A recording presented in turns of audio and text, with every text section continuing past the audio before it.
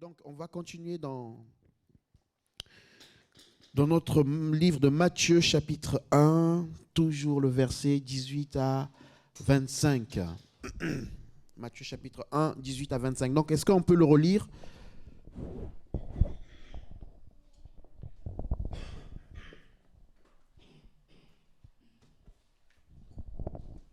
Matthieu, chapitre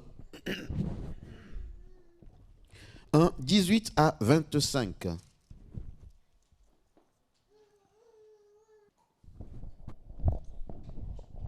Je lis la parole, Matthieu chapitre 1, versets 18 à 25. Il est écrit, « Voici comment Jésus-Christ est né.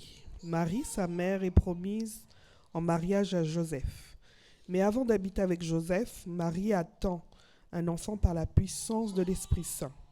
Joseph, son fiancé, est un homme juste. Il ne veut pas accuser Marie devant tout le monde, alors il décide de la renvoyer en secret. Au moment où il pense à cela, l'ange du Seigneur se montre à lui dans un rêve. L'ange lui dit, « Joseph, fils de David, n'aie pas peur de prendre chez toi Marie ta femme. Oui, l'enfant qui est dans son ventre viendra de l'Esprit Saint. Elle va mettre au monde un fils, et toi tu l'appelleras Jésus. En effet, c'est lui qui sauvera son peuple de ses péchés. Ainsi se réalise ce que le prophète a dit de la part du Seigneur. La jeune fille attendra un enfant, elle mettra au monde un fils, on l'appellera Emmanuel, ce qui veut dire Dieu avec nous. Quand Joseph... Amen. Tu peux continuer? D'accord. Quand Joseph se réveille, il fait ce que l'ange du Seigneur lui a commandé. Il prend sa femme chez lui, verset 25, mais il ne s'unit pas à elle jusqu'au jour où Marie met au monde un fils. Joseph donne à l'enfant le nom de Jésus. Amen. Amen. Amen, amen. Donc, dimanche dernier, on a lu ce texte et on s'est attardé sur la diffamation, dénoncer publiquement ce que ça voulait dire. Et nous avons dit qu'il fallait être des protecteurs les uns des autres. Amen. Hein? OK? Et nous avons dit, alors à la fin, nous avons dit que Joseph, donc il est dit, à son réveil, Joseph fit ce que l'ange du Seigneur lui avait ordonné et il prit sa femme chez lui. Donc, quand Joseph se réveille, il a eu un songe, l'ange lui a parlé, il a pris la femme, donc Marie, parce que l'ange lui avait parlé. Et nous avons dit que le fait de discerner la voix de Dieu est aussi le résultat de la prédisposition du cœur.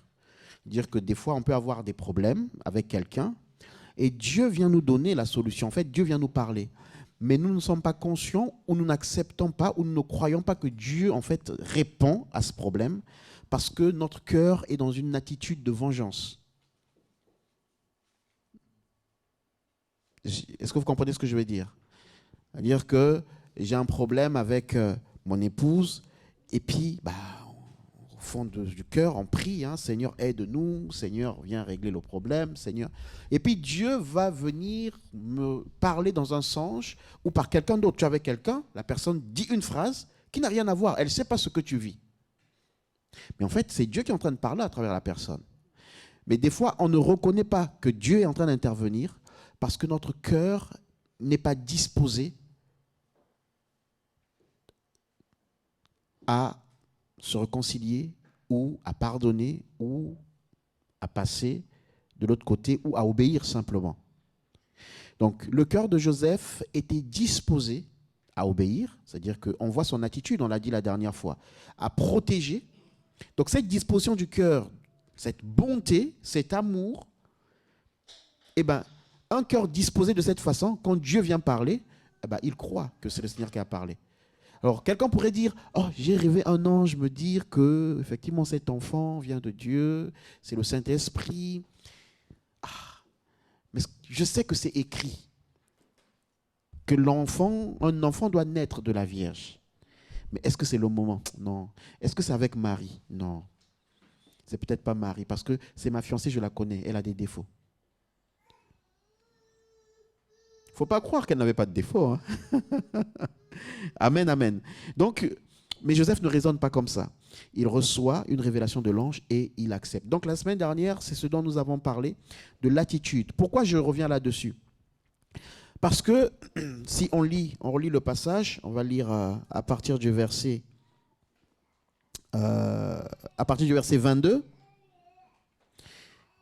Non, pardon. À partir du verset 20, il est dit, comme il y pensait, voici un ange du Seigneur lui apparut en songe et dit, Joseph, fils de David, ne crains pas de prendre avec toi Marie, ta femme, car l'enfant qu'elle a conçu vient du Saint-Esprit.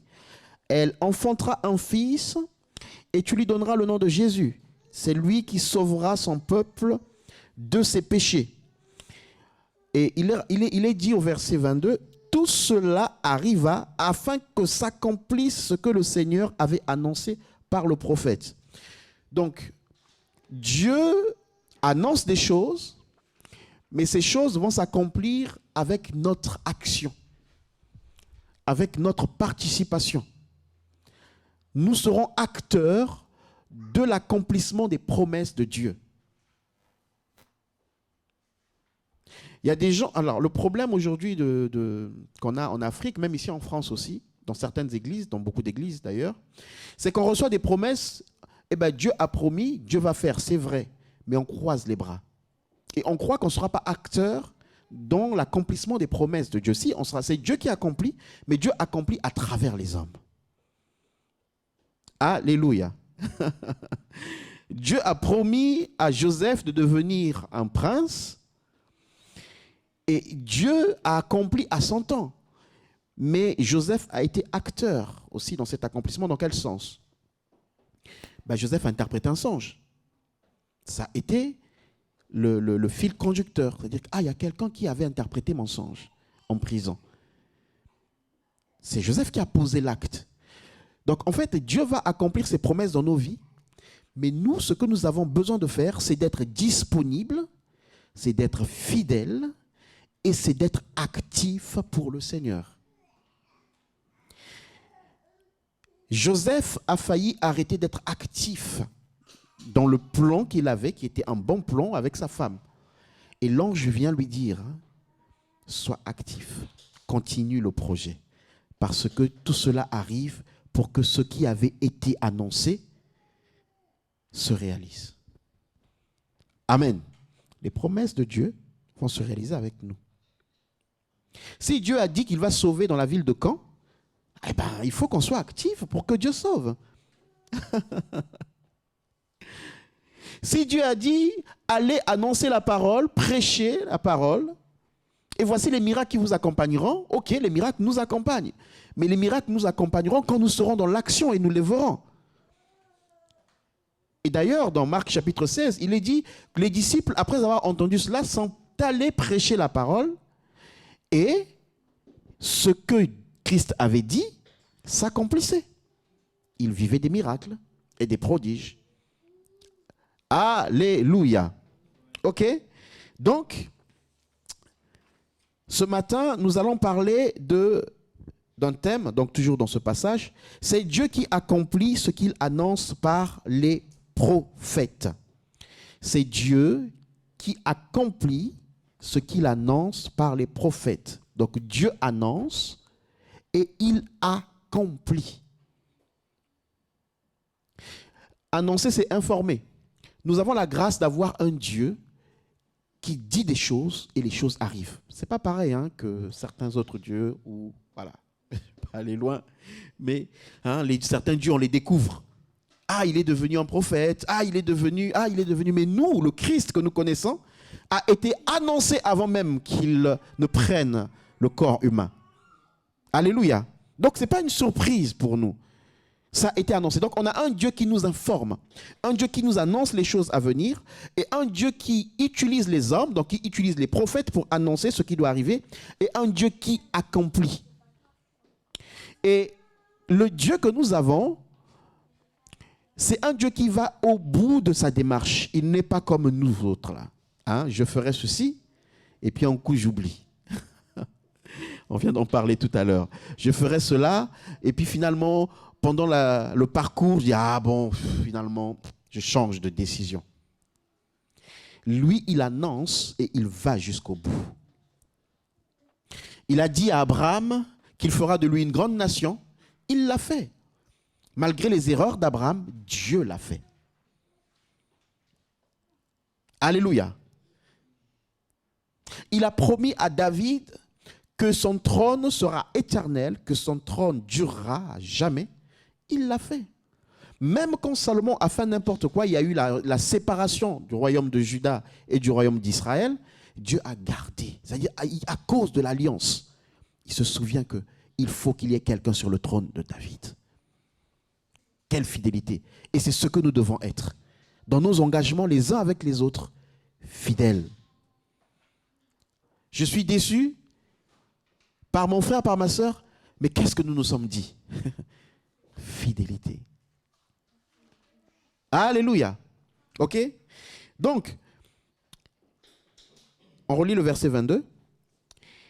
Tout cela arriva afin que s'accomplisse ce que le Seigneur avait annoncé par le prophète. C'était quoi qu'il avait annoncé par les prophètes? Voici, la Vierge sera enceinte, elle enfantera un fils et on lui donnera le nom d'Emmanuel, ce qui signifie Dieu avec nous. Donc tout ce que Marie a vécu, la Bible nous dit quoi? Qu'elle a vécu pour que s'accomplisse ce qui avait été annoncé. Qu'est-ce qui avait été annoncé? Une prophétie, une parole d'un sauveur, quelque chose de bien. Mais oh, regardez dans l'accomplissement comment Marie est en train de souffrir là. Elle a failli être abandonnée par son fiancé. Seigneur, accomplis ta promesse. Oh, j'attends, Seigneur, l'accomplissement. Mais le problème que tu vis là, c'est l'accomplissement peut-être de la promesse de Dieu. Seigneur, accomplis ta promesse. Je m'attends à toi, Père. Je m'attends à toi, Père. Et là, il vient. Il commence à accomplir sa promesse. Namitu nzambe, pona ninye, nabomoinanga. Pourquoi tant de problèmes? Pourquoi? Mais les problèmes sont peut-être l'accomplissement d'une prophétie ou d'une promesse. Alléluia. Le Seigneur dit, je vous emmène à Caen, je vous bénirai à Caen. On arrive à Caen, galère. Mais Seigneur, pourquoi on galère? Seigneur, je postule, mais pourquoi on ne me prend pas? À gauche, à droite, pourquoi on ne me prend pas, Seigneur? Micha a tellement subi mon chômage qu'elle a commencé à envoyer des CV pour moi. Tac. Ah, j'ai vu une annonce. Ah, j'ai vu une annonce. Bam, bam, bam, bam. Au point où, quand on m'appelle pour un entretien, je ne sais même plus que j'avais envoyé une candidature là-bas.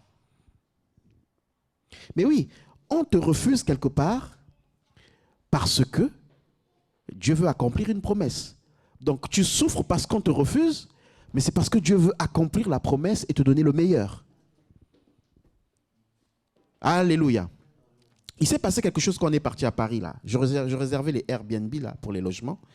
Et au départ, j'avais demandé à Josué, donc à Paris, de réserver. Et donc Josué en réservant, donc je lui ai envoyé les liens des logements, il réserve, et puis la dame annule, elle refuse. Donc Josué me dit, bah, elle a refusé. Bon, moi j'ai essayé de réserver, elle a annulé. Donc je lui ai envoyé un message, je lui ai dit, mais vous mettez une annonce, on réserve, et vous ne voulez pas. Oui, parce que, elle me dit, parce que les lits sont pour les enfants, je ne sais pas, elle a donné une raison. Je dis, bah, mettez-le dans l'annonce. Moi, les lits, je les vois, ce n'est pas des lits d'enfants. Bah, mettez-le alors dans l'annonce. Ah non, désolé, tout ça, mais vous pouvez réserver. Oh, d'accord. Donc, j'ai envie de réserver. Je dis, bon, peut-être que Dieu veut nous réserver le meilleur. En plus, c'était plus cher en plus. Bon, je laisse d'abord. Je cherche autre chose. Et là, je tombe sur une annonce. On a réservé. Et puis, certains ont dormi là-bas. Et c'était moins cher. Et finalement, ça s'est très bien passé. Et la personne qui nous a reçus là-bas, le matin, nous entend chanter, prier, et puis elle vient, et puis elle sait qu'on chante, et elle nous demande d'aller chanter pour son mariage. Elle dit, il y aura ma famille, il y aura des gens, j'aimerais que vous chantez, et que, voilà, qu'ils entendent le message. Seigneur, nous voulons que tu nous utilises comme des ouvriers de justice, comme des personnes qui annoncent la parole. Ok, ben Dieu ferme une porte. Tu commences à dire, ah, mais pourquoi tu commences à t'énerver contre la personne? Mais pourquoi tu ne me prends pas? Mais non, mais parce que Dieu veut t'emmener ailleurs, parce qu'il a un plan. Alléluia. Et en plus, on a été trop bien là-bas. Trop bien de sentir qu'on était chez nous. Donc on nous a laissé un grand salon. On a tout installé. On s'est fait trop de bien dans cette maison. Alléluia. Donc Dieu donne une promesse, il donne une prophétie, elle va s'accomplir. Mais quand elle s'accomplit selon Dieu parce que c'est lui qui l'accomplit. Donc il dit, tout cela arriva. Pourquoi? Tout cela arriva afin que s'accomplisse, pour que s'accomplisse ce que Dieu avait annoncé par le prophète, qui est un homme. Donc, ça veut dire que ce que Joseph était en train de vivre là, ce que l'ange disait à Joseph, était écrit quelque part. Est-ce que vous comprenez? Joseph reçoit un songe, s'il vous plaît, suivez bien. Joseph reçoit un songe, mais le songe qu'il reçoit, c'est pas... Aujourd'hui, oh non, il y a une révélation qui est sortie, je ne sais pas d'où, qui n'a ni queue ni tête, qu'on ne peut pas certifier par la parole. Non, la révélation qu'il a, elle est écrite. Ça peut être vérifié dans les Écritures. Vous savez, des fois, aujourd'hui, on a... Alors, là, on prêche la parole. Les gens, ça va pas beaucoup les intéresser. Mais si je mets une vidéo pour dire « Un ange est venu me parler. » Dans mon sommeil, j'ai vu un ange. Et je commence à expliquer ce qu'il m'a dit. Ça intéresse les gens. C'est-à-dire que même si dans la Bible, on ne retrouve pas, ça ne va pas dans le sens de ce qui est écrit dans les Écritures, les gens vont dire, mais oui, ça c'est ce qu'on recherche. Joseph a fait un songe, mais le songe qu'il reçoit peut être confirmé dans les Écritures, parce que les prophètes ont écrit, parce que les prophètes ont annoncé.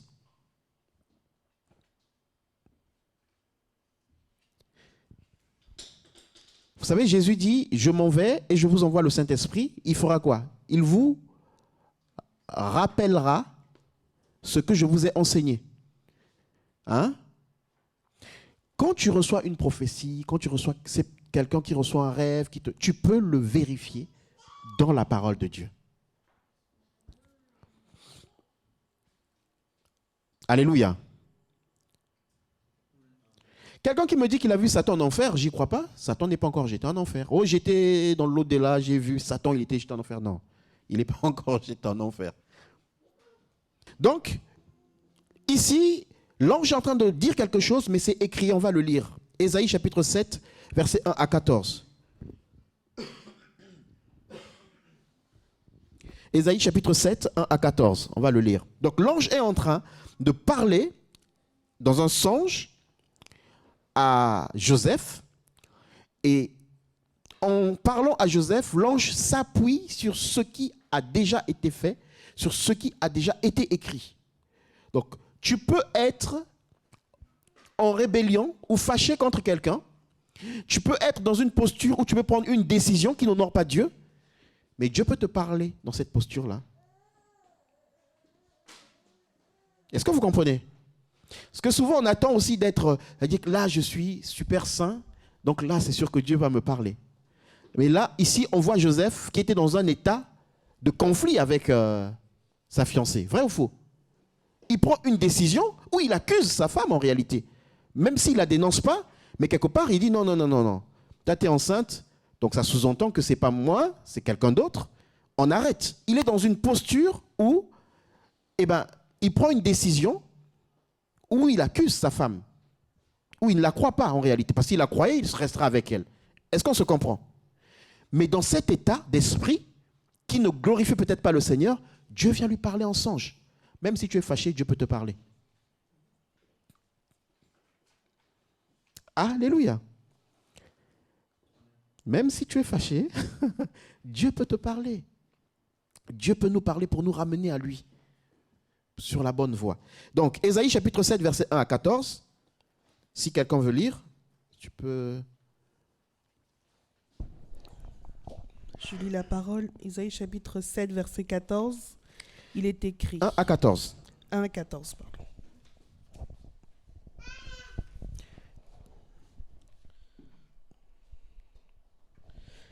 Il arriva du temps d'Akaz, fils de Jotam, fils d'Ozias, roi de Juda, que Retsin, roi de Syrie, monta avec Pékash, fils de Rémania, roi d'Israël, contre Jérusalem pour l'assiéger, mais il ne put l'assiéger.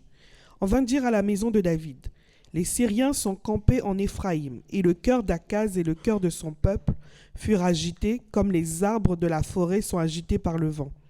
Alors l'Éternel dit à Isaïe, va à la rencontre d'Akaz, toi et Shear Jashub, ton fils, vers l'extrémité de l'aquéduc de l'étang supérieur, sur la route du champ du Foulon, et dis-lui, sois tranquille, ne crains rien, et que ton cœur ne s'alarme pas. Devant ces deux bouts de tison fumant, devant la colère de Retsin et de la Syrie et du fils de Rémalia, de ce que la Syrie médite du mal contre toi, de ce qu'Éphraïm et le fils de Rémalia disent, montons contre Juda, assiégeons la ville et battons-la en brèche, et proclamons-y pour roi le fils de Tabil. Ainsi parle le Seigneur l'Éternel, cela n'arrivera pas, cela n'aura pas lieu, car Damas est la tête de la Syrie, et Retsin est la tête de Damas. Encore 65 ans, Éphraïm ne sera plus un peuple. La Samarie est la tête d'Éphraïm, et le fils de Rémania est la tête de la Samarie. Si vous ne croyez pas, vous ne subsisterez pas. L'Éternel parla de nouveau à Akaz et lui dit, demande en ta faveur un signe à l'Éternel, ton Dieu, demande-le, soit dans les lieux bas, soit dans les lieux élevés. Akaz répondit, je ne demanderai rien, je ne me tenterai pas l'Éternel. Isaïe dit alors, écoutez donc, maison de David, est-ce trop peu pour vous de lasser la patience des hommes que vous lassiez encore celle de mon Dieu? Verset 14, c'est pourquoi le Seigneur lui-même vous donnera un signe. Voici, la jeune fille deviendra enceinte, elle enfantera un fils et elle lui donnera le nom d'Emmanuel. Amen. Amen. Judas traverse une... Alors Judas, c'est la tribu, je parle de la tribu. D'accord? La tribu de Judas, avec Benjamin, qui formait un royaume, traverse une crise. L'attaque des Syriens. Ils sont menacés. J'explique d'abord le contexte. D'accord? Donc, ils sont menacés. Et Dieu dit au verset 4, par le prophète Ésaïe, il dit, sois tranquille et ne crains rien, que ton cœur ne s'alarme pas. Sachez que dans la vie chrétienne, même dans la vie normale, mais je vais parler de la vie chrétienne, surtout nous les chrétiens, on sera continuellement attaqué. L'ennemi va nous attaquer, mais il passera par des hommes aussi pour nous attaquer. Est-ce que vous comprenez ça? Alléluia, vous le comprenez? Donc il ne faut pas se dire, ah oui, bon, je suis chrétien, tout ira bien, il n'y aura plus de problèmes. Si, il y aura des problèmes. C'est pour cela que l'apôtre Paul nous donne les armes du chrétien. Pourquoi? Parce qu'on est en guerre perpétuelle. Et pour cette guerre, il faut prendre les armes de Dieu. Et donc ici, Judas est attaqué. Et Dieu dit, sois tranquille, Judas. Ne crains point, que ton cœur ne s'alarme point. Quand il y a des attaques, le but, c'est de troubler le cœur. Quand il y a des problèmes, le but, c'est de toucher le cœur. Jean chapitre 14, il est dit quoi, verset 1?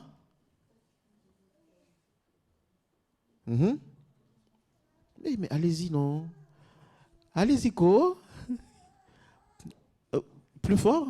Pourtant, c'est ça. Que votre cœur ne se trouble point. Croyez en Dieu et croyez en moi. Qu'est-ce qui s'est passé au chapitre 13? Judas est parti. Donc, cette situation commence à bouleverser les cœurs. Cette situation qui est visible. Judas est parti trahir Jésus. Donc là, on s'inquiète. Comment ça va se passer? Jésus va dire à Pierre, tu m'abandonneras. Et là, les cœurs sont troublés. Les situations qui nous environnent viennent troubler notre cœur.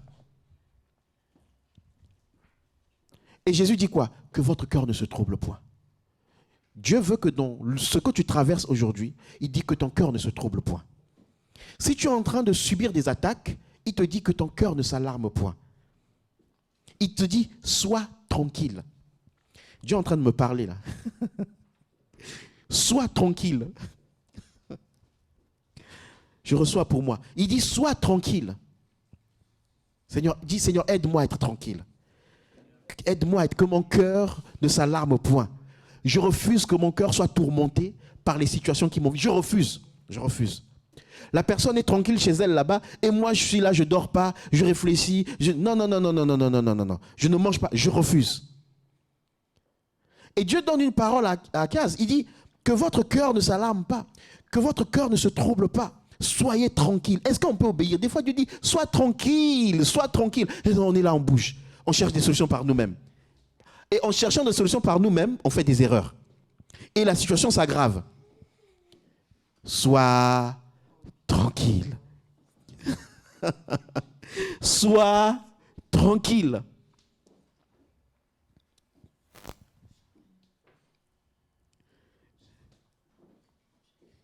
Alléluia. Et donc au verset 10, 12, il est dit quoi? Au verset 10 et 12, toujours dans Ésaïe. Verset 10 et 12, il est dit, l'Éternel parla de nouveau à Akaz et lui dit, demande en ta faveur un signe à l'Éternel, ton Dieu. Demande-le, soit dans les lieux bas, soit dans les lieux élevés, soit sur terre, soit au ciel. Demande un signe. C'est-à-dire que Dieu a dit d'abord, sois tranquille, que ton cœur ne s'alarme pas. Ok, maintenant il dit, demande un signe. Si tu veux être persuadé, rassuré que je suis en train de te parler et que je vais faire quelque chose, demande un signe. Vous pouvez demander des signes à Dieu. Seigneur, montre-nous des signes. Il y a un moment donné, j'étais troublé là, après avoir passé mon entretien là où je travaille, j'étais troublé. J'ai dit, Seigneur, donne un signe. Non, il y a des choses que je ne peux pas les prendre au hasard. Ce n'est pas possible. Mardi, je passe l'entretien. Jeudi, on chante à Carrefour. Vous voyez, chantez là. Hein. On croit qu'on va seulement là, on va chanter, tout ça. Non, non, non, non, non, non. Le Seigneur nous bénit quand on est à son service. On va chanter là. Michel était là, il y avait d'autres personnes. On va chanter à Carrefour en face. Donc, j'ai passé mon entretien en face. Le mardi, jeudi, on chante en face. On chante, il y a un jeu, tombola. Qui tire au sort? C'est le gamin d'une sœur qui chantait avec nous. Le directeur de Carrefour était là. Le gamin tire au sort. Qui gagne le plus gros lot? C'était à l'époque, les 4K venaient de sortir. Les télés, les écrans plats 4K. Il tire le gros lot. Il donne au directeur de Carrefour, donc le petit sa maman chantait avec nous. Puisque c'est nous qui chantons et puis qui faisait l'animation. Tu vas dire comme ça. Il ouvre le lot, il donne au directeur qui appelle le gros lot. Et le nom, c'est le nom de la personne qui m'a fait passer l'entretien. Enfin, l'une des personnes. Je dis, mais c'est pas possible. Et je vois une mamie sortir. Je dis, mais attends, ça peut pas être le nom et le prénom de la responsable des ressources humaines et qu'en 2 jours, elle est vieillie comme ça. Et en plus, je leur avais dit que jeudi, nous, on va chanter là. Et puis, je vais voir la dame à la fin. Je lui dis, mais ce nom-là, c'est qui? Elle dit, non, mais c'est ma fille. Ah, elle m'a parlé de vous. Ah bon, donc de toutes les personnes qui ont passé l'entretien, on va parler de... J'ai dit, bon, merci Seigneur, ça c'est un signe. Et puis, que ça tombe sur elle. Mais non, mais attendez. Non, Dieu est vivant. Et donc, mon cœur était en paix. Et donc, Dieu dit à Akaz, demande un signe. Apprenez à demander des signes à Dieu. Seigneur, tu me dis que tu vas faire ça. Montre-moi un signe. Beaucoup l'ont fait dans la parole. Alléluia. Et Akaz dit, mais non, je ne vais pas demander de signe. Il a joué à l'humilité. Je ne vais pas demander un signe au Seigneur. Il a refusé. Et donc Dieu, comme Dieu s'engage, et que Dieu a des promesses, et que Dieu veut libérer son peuple, Dieu lui-même veut donner un signe. Parce que Dieu s'est engagé. Quand Dieu s'engage avec toi, même si tu ne veux pas, demander un signe. Mais si Dieu a décidé de te délivrer, il va le faire. quand on était gamin, là, on était bébé, on dormait des fois chez des personnes on déposait qui étaient mal intentionnées. Est-ce qu'on avait demandé la protection de Dieu? Mais il était là, il nous a protégés. Et Dieu décide de donner un signe. Il dit, donc c'est le verset 14, il dit, c'est pourquoi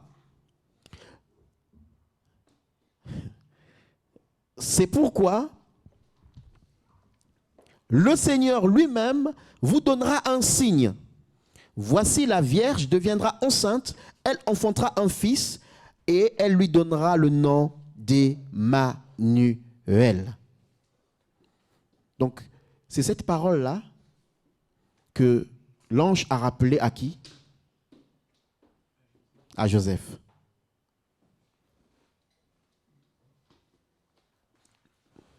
Parce que c'est écrit.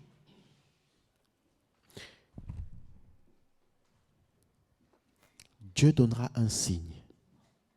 La Vierge sera enceinte. Un libérateur arrivera. Et il s'appellera Emmanuel. Donc, Dieu donne une précision. Ce sera un libérateur. Il naîtra d'une vierge. Et son nom sera Emmanuel. En Israël, il y a eu beaucoup de libérateurs. Est-ce que vous le savez? Hein? Surtout à l'époque des juges. Qui peut citer même un libérateur du livre de Juges?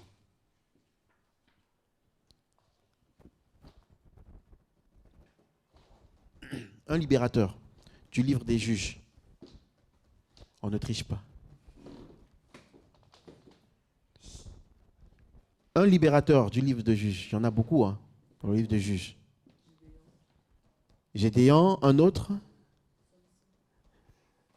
C'est bon. Un autre. Un autre dans le livre de Juges. En plus, on a étudié le livre des Juges. Hein. On l'a lu. Il y avait même un libérateur qui était gaucher. Alors que la main gauche, c'est vraiment une faiblesse. C'est pour cela qu'il est parlé de... Oui, dans la culture juive, la main gauche est une faiblesse. C'est pour ça qu'il est parlé, par exemple, être à la droite du Père. Oui. Mais là, Dieu veut montrer qu'il se sert même des faiblesses. C'est un gaucher qui avait enfoncé son épée dans le ventre du roi et l'épée a traversé tout le corps. Donc, ça montrait la force même de la main gauche. Non. Un autre libérateur. Bon, on continue. Un libérateur femme. Une libératrice.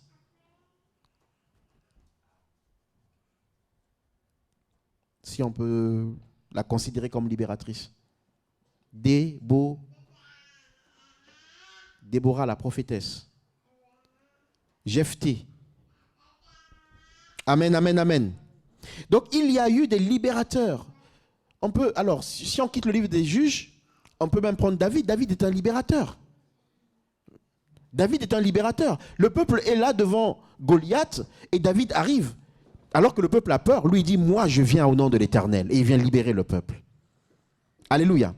Donc, le peuple d'Israël a eu plusieurs libérateurs. Un, qui ne sont pas nés d'une vierge. Et deux, qui ne portent pas le nom d'Emmanuel. Et de trois, c'était des libérateurs qui venaient pour libérer le peuple de l'oppression humaine. C'est-à-dire que tout ce qui était physique, il n'y avait pas vraiment de spirituel. Parce que le peuple après repartait à faire des bêtises. C'était une délivrance, bien sûr que le peuple se repentait, mais il est délivré de leurs ennemis. Et ici, Dieu est en train de dire, hein, un fils naîtra d'une vierge, il sera un libérateur, et son nom sera Emmanuel, différent des autres libérateurs. Donc, c'est-à-dire que Dieu va descendre au milieu de vous. Remarquez que la guerre ici, elle est physique. C'est les Syriens qui veulent attaquer Juda. Mais la réponse que Dieu est en train de donner va au-delà du physique, il va jusque dans le spirituel. Parce que nous avons lu dans Matthieu chapitre 1, il est dit quoi à Joseph? Il naîtra un fils de la Vierge qui va libérer des péchés. Donc, qui ne vient pas juste vous libérer de vos ennemis, mais qui vient vous libérer du péché. Donc, les Syriens viennent attaquer Juda, mais la réponse que Dieu donne ne se limite pas au physique, Mais Dieu donne une réponse qui va plus loin dans le spirituel.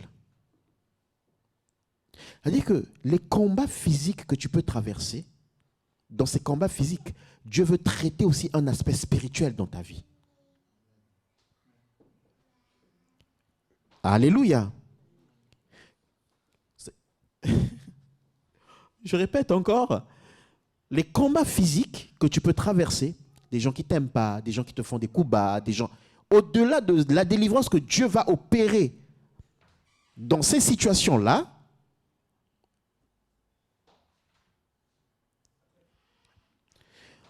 au-delà de la délivrance que Dieu veut opérer, est-ce que vous comprenez? Physique, Dieu veut traiter aussi une délivrance du péché. Est-ce qu'on relit dans Matthieu, si quelqu'un... Matthieu chapitre...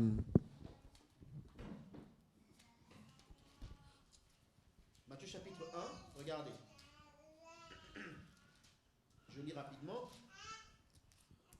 Matthieu chapitre 1, donc il est dit... Verset 21, elle enfantera un fils et tu lui donneras le nom de Jésus. C'est lui qui sauvera son peuple de ses péchés. Hein? Il sauvera le peuple de quoi? De ses péchés. Mais dans Ésaïe,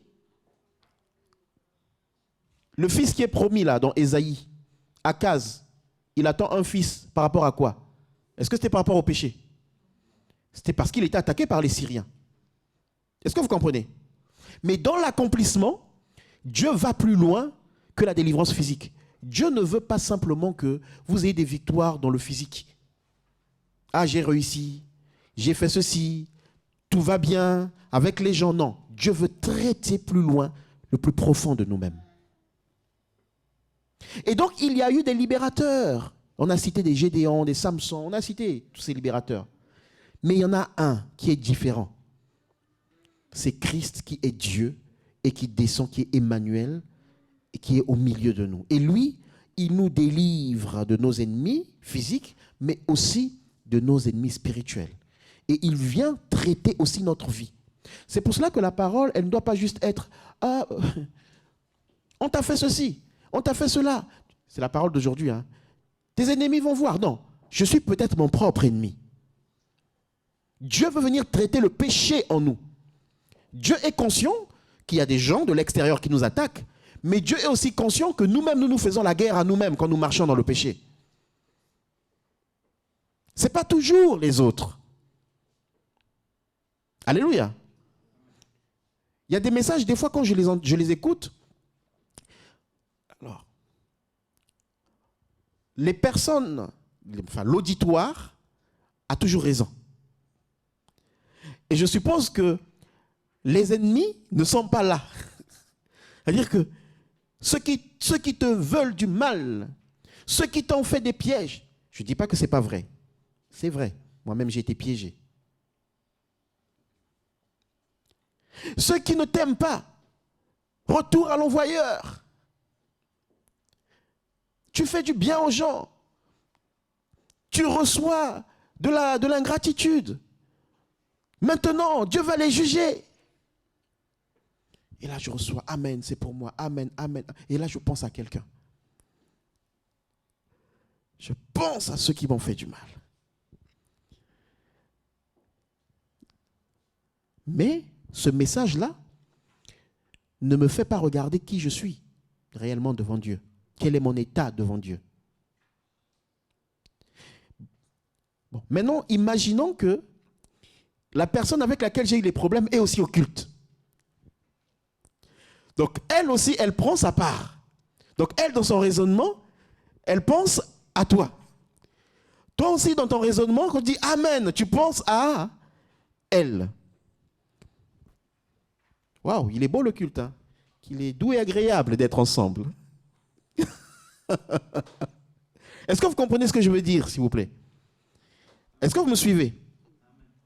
Donc, Christ, quand il vient, il traite le problème de nos ennemis, ça c'est sûr. C'est pour ça qu'il dit, gardez le silence, je combattrai pour vous. C'est une réalité. Mais en même temps que Dieu me délivre ou me justifie par rapport aux gens qui me font du mal, il faut aussi que je regarde que ce Christ est aussi venu pour traiter un aspect dans ma vie qui ne le glorifie pas. C'est pour cela qu'il vient pour nous délivrer du péché. Amen, amen, amen. Donc vous voyez, Israël a eu beaucoup de libérateurs, mais il y en a un qui est venu donner une délivrance complète et totale. Et nous tous, on a eu des libérateurs dans nos vies. Un jour, tu as eu un problème, tu as eu un souci, tu as appelé quelqu'un qui t'a libéré, qui t'a aidé. Au pays, on dit souvent, libère-moi un petit 5000. Hein? Libère-moi un petit, tu vois, c'est toujours un petit. Mais pour rembourser le petit, là, c'est chaud. Téléphone, répondeur. Libère-moi un petit. Tu vois. Donc, on a toujours des libérateurs dans nos vies. Tu as un problème, tu as quelqu'un qui vient à ton secours, c'est une bonne chose. Mais ces libérateurs nous ont déçus un jour. Mais il y en a un libérateur qui ne nous décevra jamais, qui sera toujours fidèle, et lui, il nous libère jusque dans nos pensées. C'est Jésus. Et moi, je te conseille, je nous conseille, quel que soit le bien qu'on peut te faire, quel que soit l'amour que quelqu'un peut porter à ton égard, la base, ta base doit être Jésus. Ta confiance doit être Jésus. Alléluia. C'est le seul qui connaît nos cœurs. On va noter cette phrase. Le libérateur homme ne peut sonder le cœur, mais le libérateur Dieu pénètre jusqu'à notre âme et notre esprit. Le libérateur homme ne peut sonder le cœur. C'est-à-dire que moi, quand je t'aide ou quand quelqu'un m'aide, il ne voit pas mon cœur. Le libérateur homme ne peut pas sonder le cœur. Mais le libérateur Dieu, qui est Christ, Emmanuel, Dieu au milieu de nous, pénètre jusqu'à notre âme et jusqu'à notre esprit. Amen. Dieu connaît ton cœur.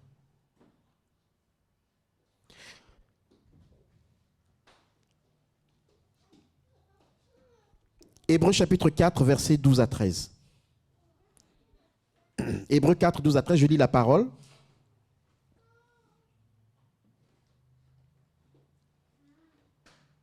Hébreux chapitre 4, versets 12 à 13. Il est dit, « Car la parole de Dieu est vivante et efficace, plus tranchante qu'une épée quelconque, à deux tranchants, pénétrant jusqu'à partager âme et esprit, jointure et moelle. Elle juge les sentiments du cœur. Nulle créature n'est cachée devant elle, mais tout est à nu et à découvert aux yeux de celui à qui nous devons rendre compte. »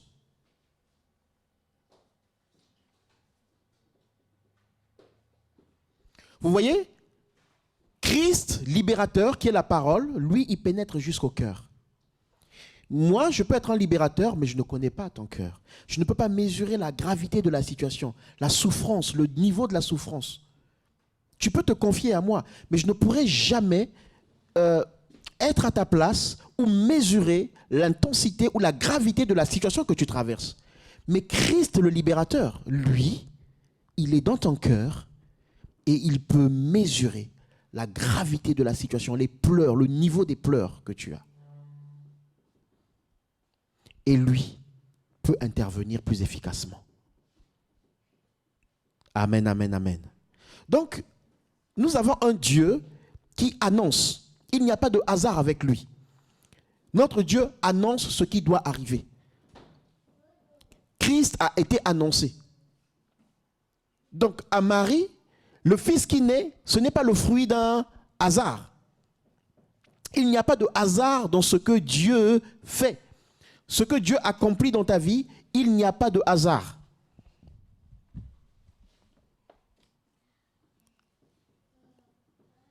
Alléluia.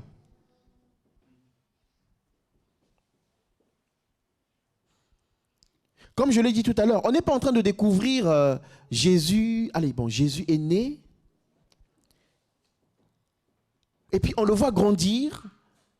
Et on réalise qu'il a beaucoup de sagesse. On dit, ah, on dirait qu'il est prophète, on dirait qu'il est Dieu. Non, non, non, non, non, non, non, non. Jésus, avant même sa naissance, est déjà Dieu. Il est annoncé. Il n'y a pas de hasard. Jésus, quand il naît, les mages viennent l'adorer. Donc, il est encore bébé. On n'a pas vu un comportement sérieux. Non, il est encore bébé, mais on vient l'adorer. Hérode tremble. Il n'y a pas de hasard. Il est annoncé. Alléluia. Et parce qu'il est annoncé, Dieu accomplit. Donc, il n'y a pas de hasard. Et ensuite, on va noter un autre point. Il a un plan de salut qu'il annonce et qu'il exécute. Dieu a un plan de salut qu'il annonce et qu'il exécute. J'aimerais nous dire que Dieu a un plan de salut pour chacun d'entre nous, pour les situations que nous traversons. Toi, tu n'as pas le plan. Israël n'avait pas le plan du salut. Akaz, quand il s'attend à Dieu, il n'a aucun plan. Pour lui, demande même un signe, il ne demande pas. Il n'a pas de plan. Mais Dieu a un plan de salut pour cette période-là, c'était en 700 avant Jésus. Mais jusqu'à 2022, il est en train de donner une promesse pour la période où Akaz reçoit cette prophétie jusqu'à quand le Seigneur reviendra. Waouh! Dieu a un plan de salut. Alors on peut être en train de pleurer, de se dire comment ça se passera. Seigneur, je vis telle situation, mais ta délivrance viendra comment? Et c'est légitime de se poser des questions. On s'est posé des questions, nous. Ta délivrance viendra comment? Mais je sais une seule chose, c'est que Dieu a des projets de paix, de prospérité, des projets d'avenir pour moi. Ça, je le sais. Il a conçu des projets pour me donner un avenir et de l'espérance. Je ne sais pas comment il le fera, mais je sais qu'il fera quelque chose. Est-ce que tu peux dire à ton problème, je ne sais pas comment Dieu va te dégager, mais je sais qu'il va te dégager. Parle à ton problème, dis-lui, je ne sais pas comment Dieu va te dégager, mais ce que je sais, c'est qu'il va te dégager. Je suis sûr que Dieu va régler mon problème. Parce qu'il a un plan de salut et son plan n'échoue jamais. Alléluia. Un autre point, la situation de Marie n'était pas un hasard. Même quand c'est dur, ce n'est pas un hasard. Imaginez-vous Marie, franchement. L'ange lui dit, je vous salue Marie, pleine de grâce. Quand on parle de la grâce, waouh, être gracié. À cette époque-là, je pense que beaucoup de filles s'attendaient à être à la place de Marie. Beaucoup de filles s'attendaient. C'est pour cela que c'est vraiment une grâce. C'est-à-dire qu'elle a été choisie, elle ne le mérite pas. Parce qu'il y avait des filles qui étaient meilleures qu'elle en termes de comportement, en termes de vie. Donc c'est une grâce. Elle est choisie pour porter Dieu, être la mère de Jésus. Mais regardez cette Marie. C'est-à-dire que nous allons envier Marie. Mais est-ce que nous allons envier les problèmes qui sont liés à la grâce qu'elle reçoit?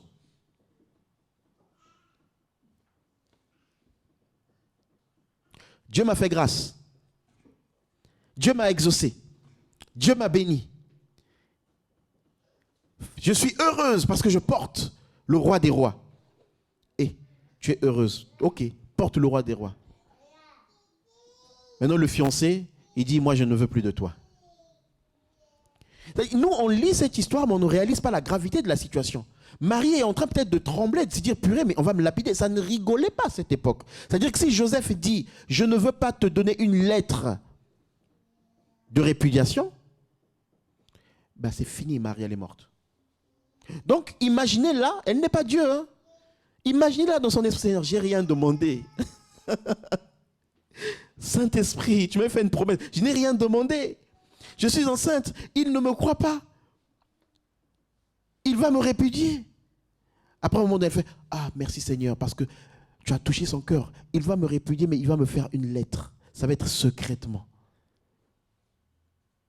Parce qu'elle est consciente que s'il ne le fait pas comme ça, elle est lapidée.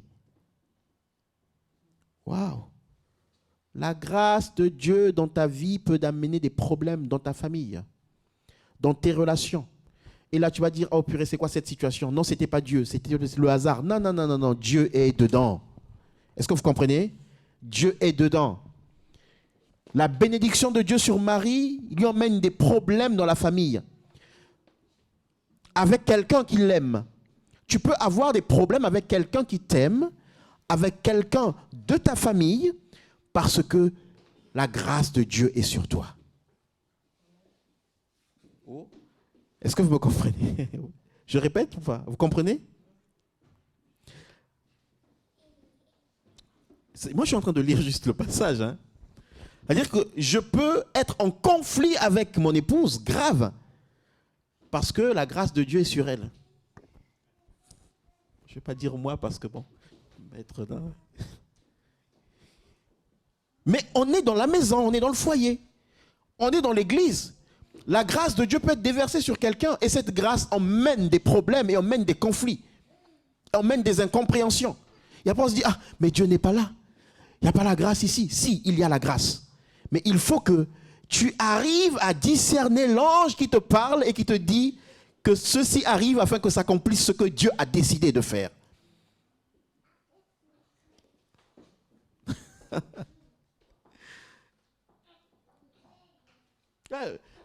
Notre frère a parlé de la grâce tout à l'heure là. Et c'est une réponse qu'on donne souvent. Tout va bien par la grâce. Et j'en parlais avec Micha, c'était quand? Je ne sais même plus. C'était là, quand on était sur la route là. Je parlais de cette expression, tout va bien par la grâce. Et il disait, en fait, cette expression, quelque part derrière, veut dire, en fait, ça ne va pas. Mais, c'est par la grâce. C'est un peu ça que ça sous-entend. Tout va bien, bon, par la grâce.